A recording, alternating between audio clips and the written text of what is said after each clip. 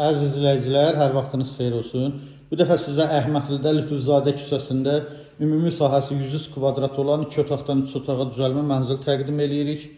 Bura mənzilin qonaq otağının ölçüsü genişdir. Pərdəli üstü asılıb, təmirdən sonra yaşayış olmuyor. İstilik sistemi kombidir, hal-hazırda işlək vəziyyətdədir.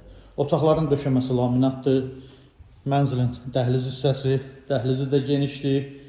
Dəhlizin döşəməsi, mətbəxin döşəməsi qranit mərmər istipollandır. Bura mənzilin mətbəxi, mətbəxin ölçüsü genişdir, mebel yığılıb, aksesuarlar quraşdırılıb, mətbəxdən eyvana çıxışı var.